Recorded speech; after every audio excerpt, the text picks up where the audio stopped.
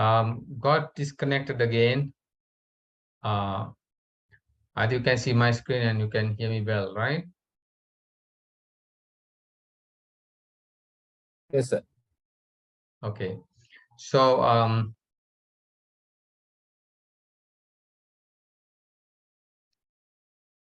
right. So the continuous time controller, right? You can write it using the successive differentiation of the signals, right? The same equation over here, right? This way, you can have all these terms coming from the denominator on the right-hand side and operating on US, and the numerator on the right-hand side operating on ES, right? So the left-hand side is all the terms, all the control signals, right? And their derivatives, and the right-hand side, the error signal and the derivative. So try to understand it this way, right? Controller is an equation which has two sides. On one side, you have the control signal and its derivatives. And the right-hand side, you have the error and its derivatives. And there are a number of coefficients like B0 to 1 and A0 to AM, right? And if you want to actually calculate UT, right, having the other information like error and the first derivative, second derivative, third derivative, and so on of the control signal and that of the error, you can combine all of these things together and calculate UT, okay? But if you do not want to walk down that path, like get the derivatives calculated, right? The other path you can walk down is that you approximate the differentiation using numerical techniques, right? Here you can see for a convex function like this, right? Or rather, in any function, the first derivative of a signal, right, can be numerically approximated like this. Second derivative can be numerically approximated like that, and so on for the error and for the signal, okay? Error signal and the control signal. And then once you combine them together, you get the equation, right? There you can see the differential equation, right, is converted to difference equation in the discrete representation. Okay, so second derivative, first derivative on the right hand side also, they all get replaced with their numerical approximations, right? So depending on the order of the controller, second order, third, fourth, like that, the numerical approximation travels to the past from UK to UK minus 1 to UK minus 2 to UK minus 3 and so on. So when you step back, which means you have to take the samples taken at different time, right? Not now, but one time sample ago, or two samples ago, three samples ago, like that. You have to keep the samples, right, in your memory. So that is why these microprocessor-based controllers, digital controllers, need to have memory to store the error signals, the control signals, right, over a certain period of time. Okay. And also they need the memory to actually store these numbers, 64, 11, 10.3, and so on, right? The coefficients of the rational polynomial.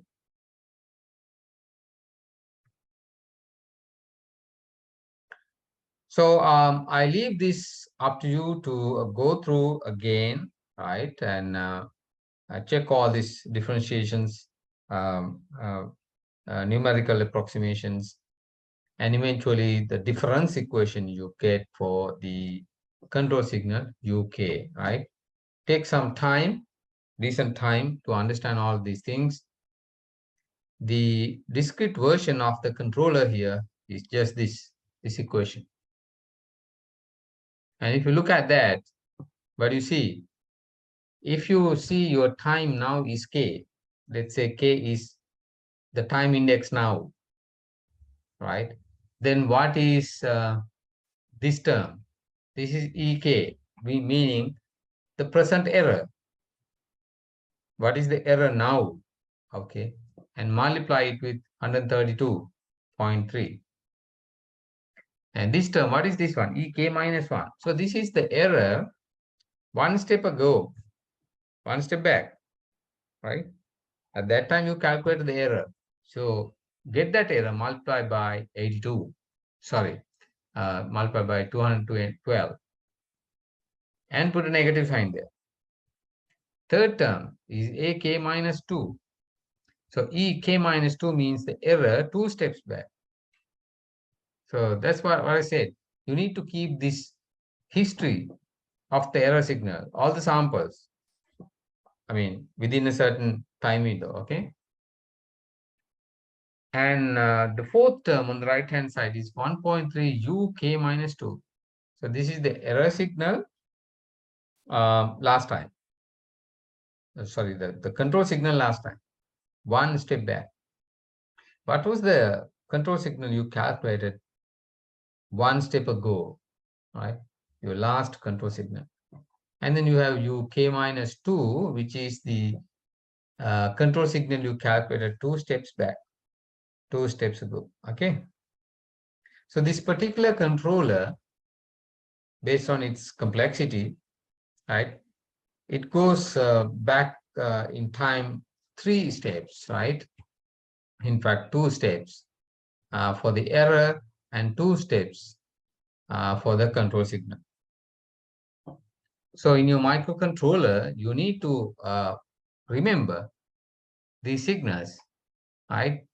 This is the present moment, the previous error, and the previous error, and the previous control signal, and the previous control signal, and all these numbers 132, 212, and so on. Right? So when the time ticking, k goes from 0 to 1 to 2, 3, 4, 5, 6, in your memory, you have this information also being updated. Every time step, these numbers are updated. For example, ek will be ek minus 1 after one time interval. And ek minus 1 will be ek minus 2, right? So you are getting rid of past information and you are collecting the new information. So it's pretty easy to program microcontroller with this kind of equation.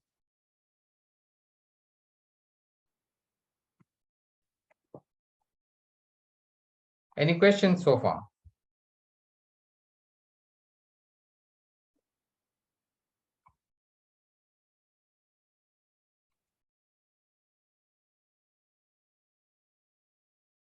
Any questions, please?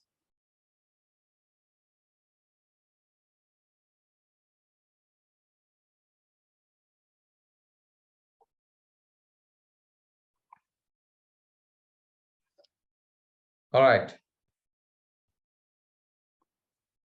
So that is a little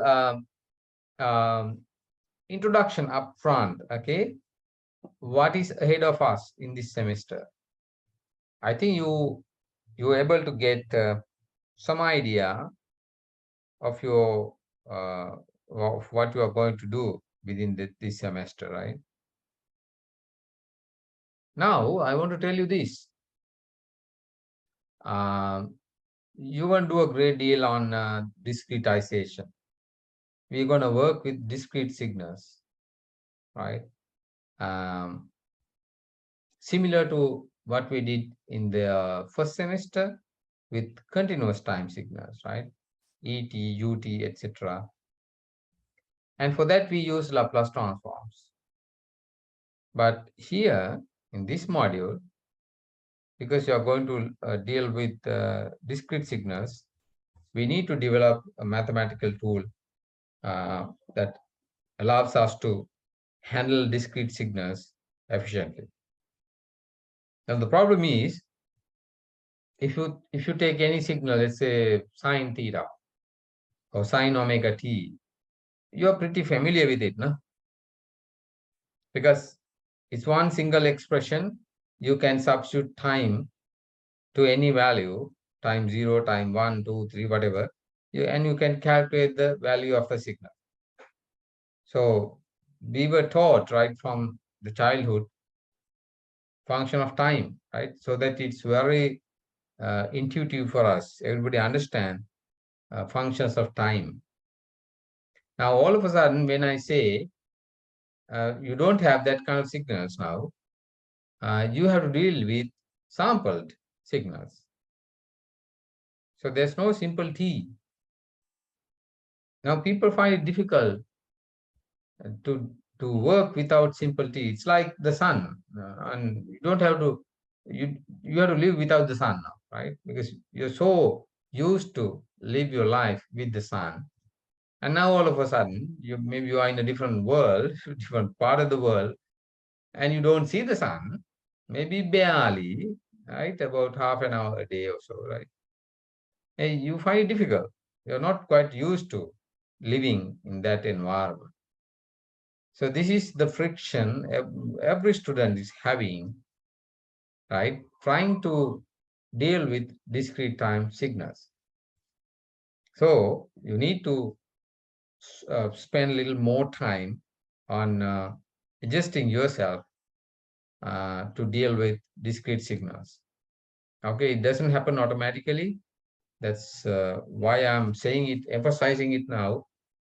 Once you get these lecture slides, spend this amount of time to get familiar with discrete signals, right? And also cramming and trying to remember things will not help. Only thing that will help you is that the proper understanding of what you're doing, right? But I also want to tell you the simple tips, right? How to do this, to do it the easiest possible way. The single equation I showed you is very powerful. What is that? This one. So if you have a time function, let's say sine omega t, right? Y is equal to sine omega t. Y is a function of time, of course, right? And you're familiar with it. You're happy to see that equation. Now I ask you to take the simple t out and substitute k capital T. And capital T is say 100 milliseconds. So now your equation is y equals sine omega kt, sine omega k capital T. Now what is the independent variable? K. It's not t. T is a constant. K is the independent variable. K is an integer. 0, 1, 2, 3, 4, 5, like that. So you substitute k, any value, and calculate the value of the function at that moment of time. So you get y0 when you substitute k equals 0, and you get y1 when you substitute k equals 1, and so on. Okay, and you need to know what is omega, what is capital T. Capital T is the sampling interval, say 100 milliseconds. Omega is the angular frequency of the waveform. So put any number there, that's fine. So you get this set of arrows, right? Right. So this is just the transformation from continuous time to discrete time, right? But after that, you need to face the challenge of the discrete signals, how to combine them. And of course, you have two continuous discrete time signals like that. You can add them. That's pretty easy, right? You add yk to sk. So you are just adding y k to sk when k's are aligned. So k equals 5, k equals 6, 7. At that moment of time, you have the signal values, you add them together. So you're adding in discrete time. You can do the subtraction also, that's fine. Take, say, for example, y equals y5 minus s5, right? The two values of the two signals at y equals 5, sorry, k equals 5. So whatever you do, the addition, subtraction, you have to do at that moment of time. So you cannot add y5 to y6 or y5 to s6. You can't do that because they do not exist at the same time. When y5 is there, y6 is not yet, has not come yet, and y4 has already gone. None of these signals exist right now when y equals 5. So it's a history, samples in your history or samples that has not come yet, the future samples, past samples. But somehow you need to be able to analyze these functions in the samples in the past, samples in the future, and then combine different signals like that. That is why we need what is called the Z transform. Okay. With the Z transforms, we are able to deal with discrete time signals. So that is my description about, okay, there's a problem, how to deal with the discrete time signals, and the tool that allows us to deal with the system is discrete system signals is Z transform. So now I think it's time to get to Z transforms and see what it is.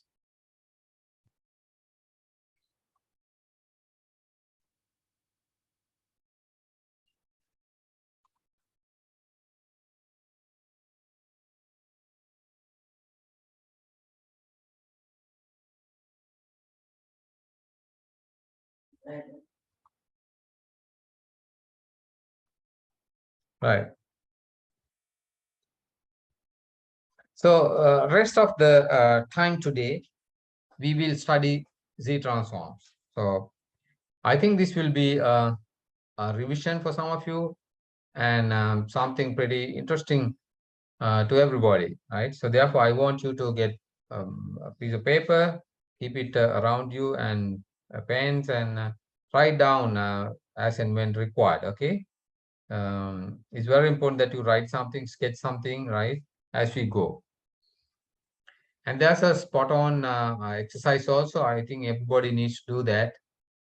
That will help you understand these contents pretty well.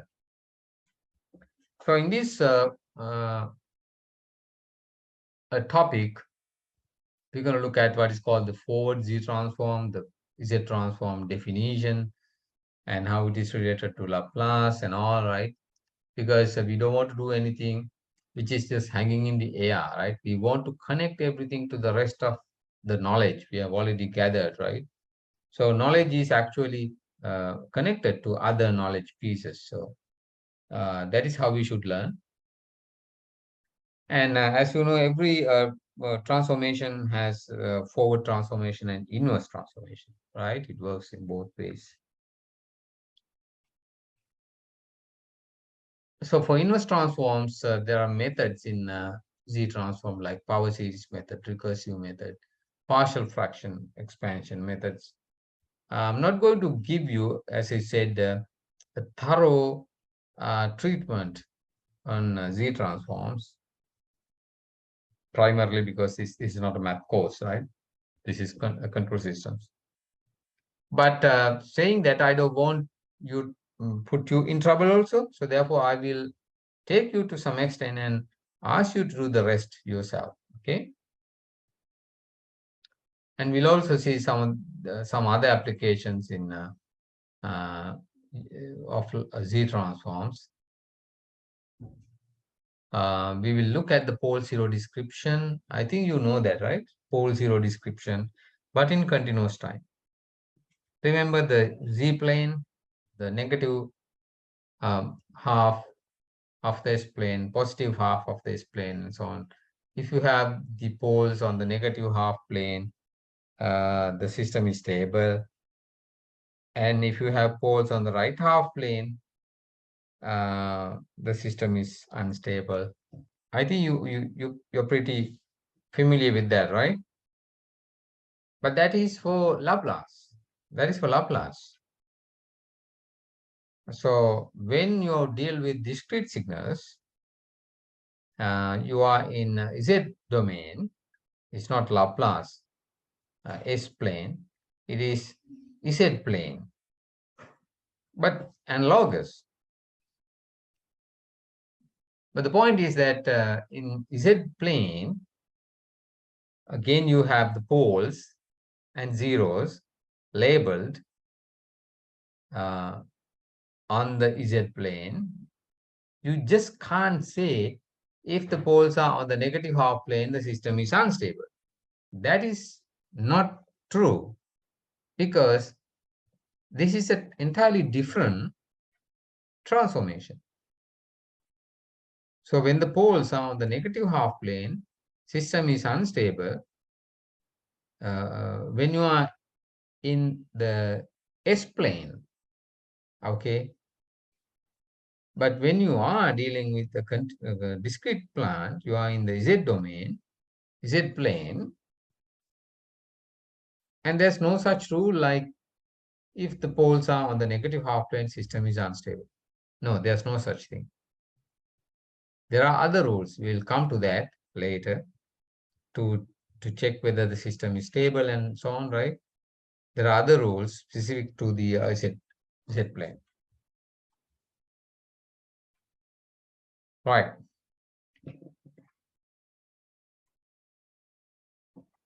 Now, there you can see a discrete time or sample signal. Everybody can see, right? A set of samples. So some samples are in the negative time. Other samples are on the positive side. You can see it's kind of periodic, right? It goes like that. Right? These samples have been taken from a continuous signal, let's say.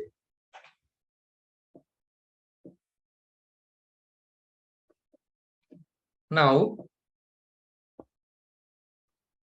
a discrete time system is essentially a mathematical algorithm that takes an input sequence xn, right? This is the input sequence, input samples like that, and produces an output sequence yn. So it produces an output sequence. For every input, there is an output. And there's a relationship between output and input, how you calculate the output based on the input and past inputs and other things, right?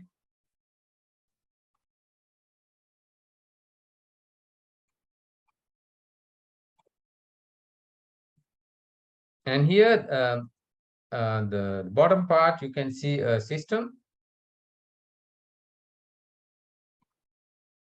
a discrete time system, which takes xn, right? Again, n here is actually k in my previous slides, right?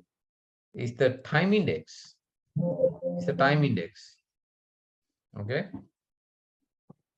I should have stick to one single symbol, a discrete time. When we deal with control systems, most of the time we use k for the discrete time symbol, but in mathematics we use n.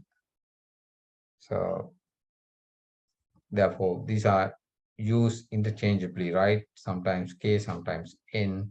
If you look at the reference books also, sometimes discrete time is represented with n in some books, and some other books it is k.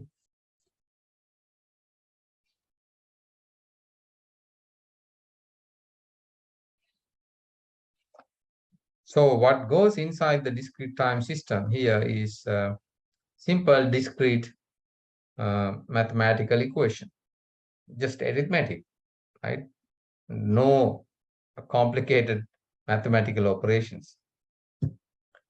You have very complicated names for mathematical operation, but you look at the equation, simply signals are multiplied, numbers are multiplying, adding, subtraction, just that, okay?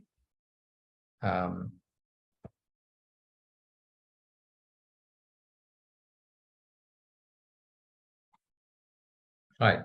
So let's look at how we analyze sample data systems.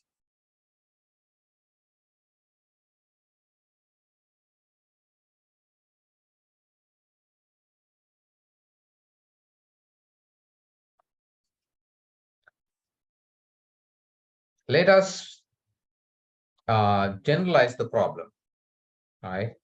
In a sample data system, what you get from the input is samples like this, UK, UK minus 1, UK minus 2, up to UK minus M, right? These are the input samples. And what you gives out is another sample signal, YK minus 1, YK minus 2, and so on, up to YK minus N, right? And what is the system equation here? System equation is how you combine these samples to these samples, okay? And almost always you figure it out that on the left hand side you have all these say response samples multiplied with a set of coefficients and added together is going to equal to all the signals on the left hand side, that is control signals, okay, uh, um, m plus 1 number of control signals multiplied with another set of coefficients and added together. So this is the relationship between input and output. Because they are tightly connected like that, for every change in the input side, there is a unique output, yk, right? So therefore, this input and output is tightly connected like that.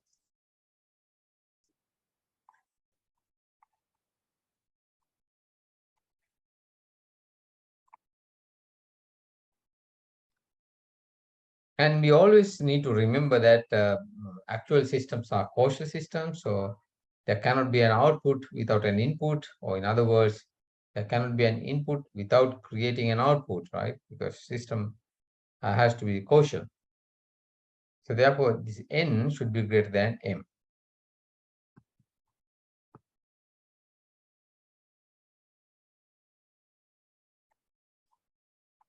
Now,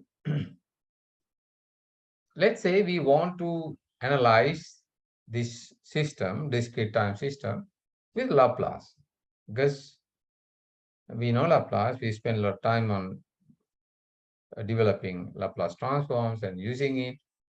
If we try to use Laplace transforms here as well to analyze discrete times, we will see this.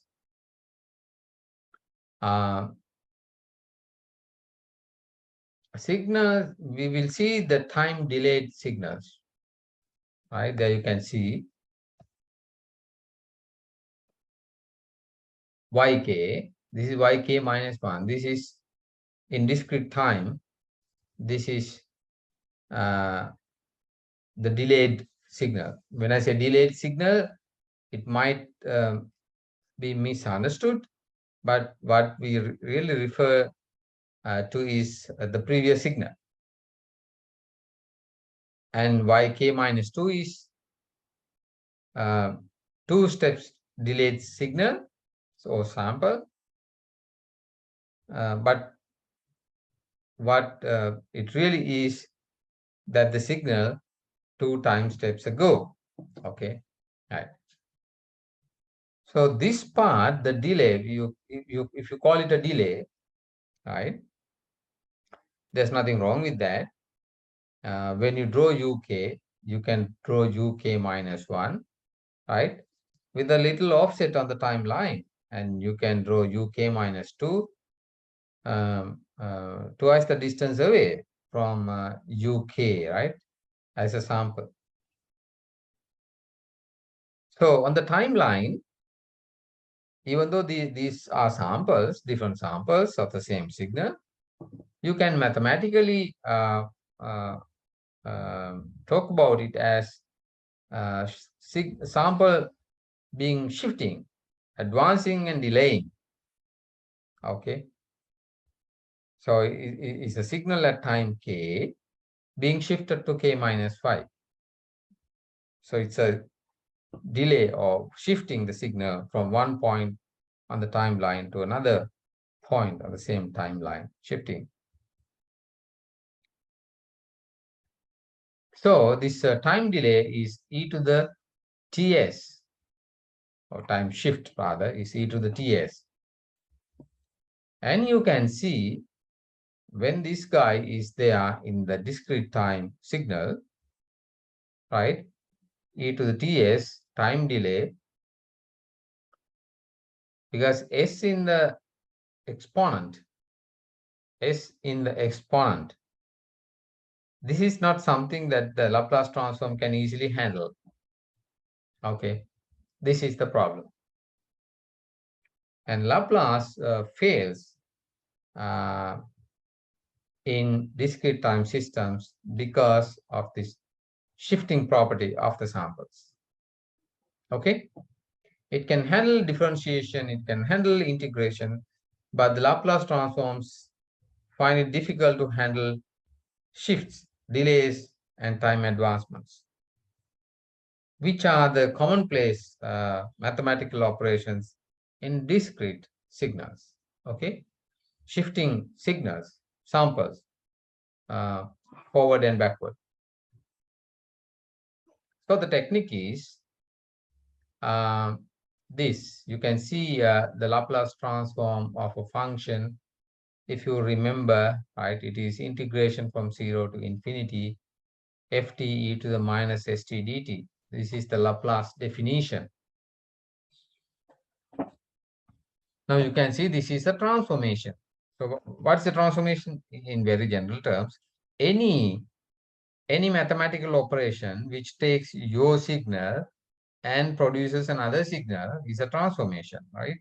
So this transformation takes your function ft, takes your signal ft, right, and operate it with e to the minus st dt and integrate from 0 to infinity and put that number as the Laplace transform. Okay, so any transformation is like that. So you can produce more transformations. Like, for example, if you have heard of quaternion, that is another transformation. Complex numbers, another transformation. Okay. So for various reasons, mathematicians have developed uh, transforms, because some of the problems cannot be visualized in our world, our time, cannot be analyzed in our term. So therefore, different mathematicians at different times in the history, right, propose these kind of looks like complicated operations, mathematical operations. But what they do is they transform our problem, our signal from our time to some other world, so that not only the transformation, the mathematicians have already or always explained the other mathematical operations, right, to analyze the signals in a different world before we can bring it back to our world. So starting from the Laplace, which is e to the minus st dt, a new transformation was developed, right? Because there was a problem, e to the minus st.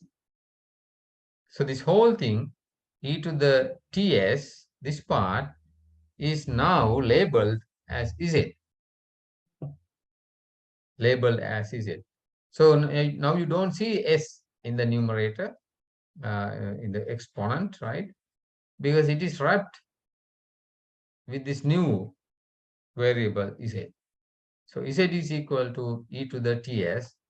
So this e to the ts, this part, right, will become, because as you know, simple t, this simple t, continuous time, is replaced in discrete time as k times capital T. Okay, this is actually k times capital T, right? Then S and T, right, then combined together, this is given as Z. So Z to the minus K is what is remaining here. So now we have a new equation for the transformation, and we call it Z transform. And with that, the continuous time goes away. Now there's no simple t anymore. It is gone, right? And because it is discrete now, there's no integration also, but the summation, right? So this equation transformed to this equation, okay? The former one is the Laplace transform. The latter one here is the Z transform.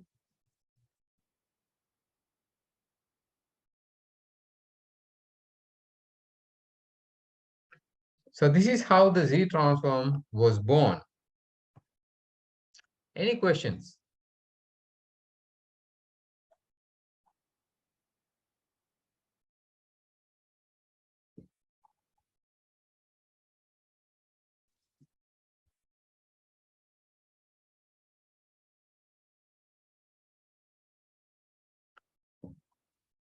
Now to emphasize that fact, I have this little graphics here. You have the function ft, and if you do sampling of the signal using a sampler, this will convert to f star t, the sample version. And when you get the Laplace of that, it becomes f to the star s, right? And here, this is the sample signal, but between the samples, you have the continuous line, okay? Otherwise, you can't apply Laplace. And there, if you take e to the ts term and replace with z, you get the Z transform. Pretty easy, okay? This is the graphical illustration of what I just explained. Here in this little sketch, you can see a sample appearing at time k, okay, time k. Putting this capital T, right, by the side of k is optional.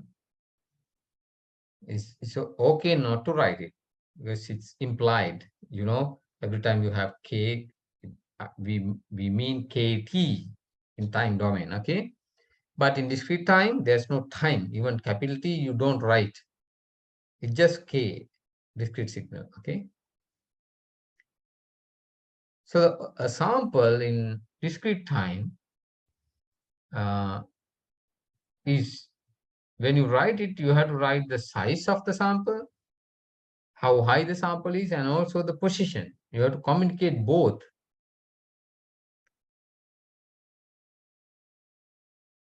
So one way of doing that is you get the size of the sample as fkt or fk. You can drop t, as I said.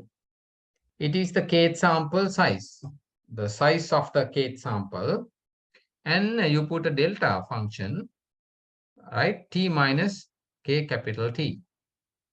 This is the position. This delta function, you know delta function, I'll show you the definition in a while. Delta function is 1 at a particular point in time and 0 elsewhere. 0 elsewhere. Now, when you say delta t minus kt, right? When you set this bracket to 0, when you set this bracket to 0, t minus kt equals 0, then you can calculate, find out what the value of t is. Okay, in this case, t is equal to kt. So it is the time of the kth sample, or k capital T time away from 0. It is the position of the pulse, right? Position, time position of the sample. So you have the magnitude and the position, right?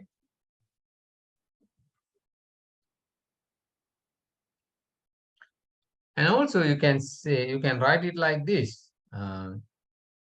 If you take the Laplace of this one, there's a time delay here. Treat the time delay as separately, like e to the minus skt. This is the time delay in Laplace.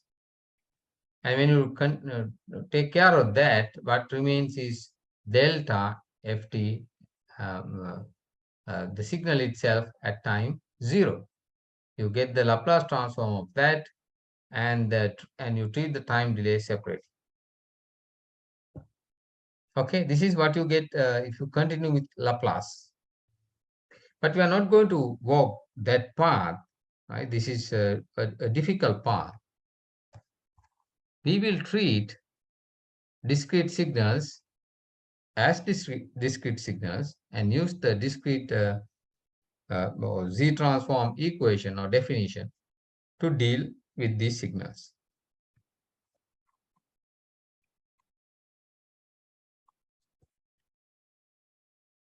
Okay, so it's time to take a little break, about 5 to 10 minutes, right? I'll see you after the break.